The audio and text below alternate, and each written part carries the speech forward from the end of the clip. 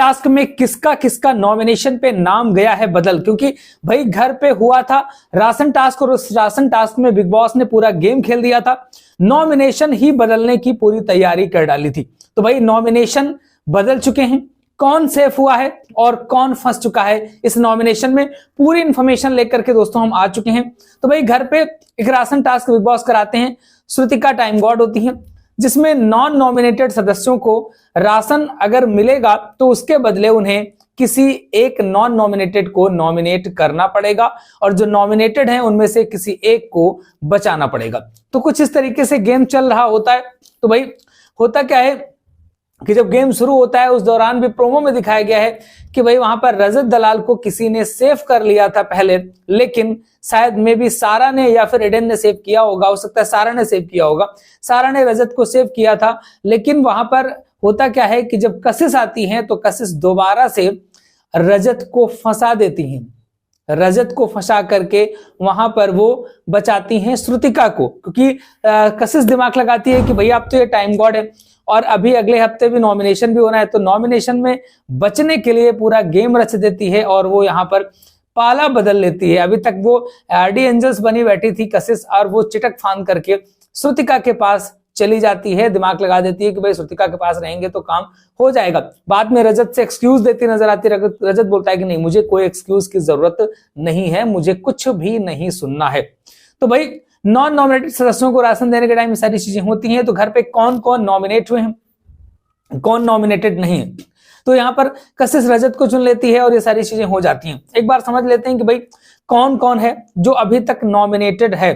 तो रजत दलाल अभी भी नॉमिनेटेड हैं जैसे पहले थे, करणवीर मेहरा भी नॉमिनेटेड हैं, दिग्विजय राठी नॉमिनेट थे, ये भी नॉमिनेटेड हैं, शिल्पा शिरोडकर भी नॉमिनेटेड हैं और चाहत पांडे भी नॉमिनेटेड हैं। इनको किसी ने भी नहीं बचाया है।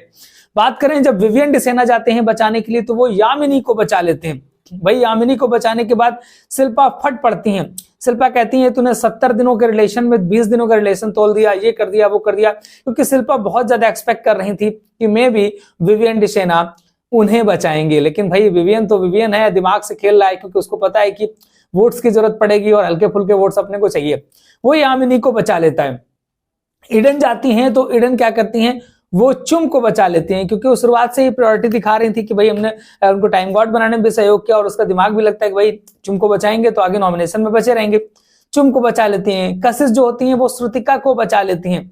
तो फाइनली कौन कौन फंसा है नॉमिनेशन पे, तो अविनाश मिश्रा फंस चुके हैं। भाई अविनाश मिश्रा को किसने नॉमिनेट कर दिया, अभी ये कंफर्म रिपोर्ट निकल करके नहीं आ रही कि किसके बदले किसको किया गया है। अविनाश नॉमिनेट हो चुके हैं, ईसा नॉमिनेट हो चुकी हैं और विवियन डिसेना नॉमिनेट हो चुके हैं। तो जो नई नॉमिनेशन लिस्ट है उसमें रजत है, करण है, दिग्विजय, शिल्पा, चाहत, अविनाश, ईसा और विवियन, ये सारे लोग नॉमिनेट हो चुके हैं। लगभग जितना स्ट्रॉन्ग कंटेस्टेंट है सारा नॉमिनेट हो चुका है। भाई अब किस हिसाब से बिग बॉस यहाँ पर इवेक्शन करेंगे ये तो समझ के बाहर होगा, क्योंकि भाई ऐसे नॉमिनेशन हो चुके हैं कि इवेक्शन के लिए बड़ी आफत हो जाएगी।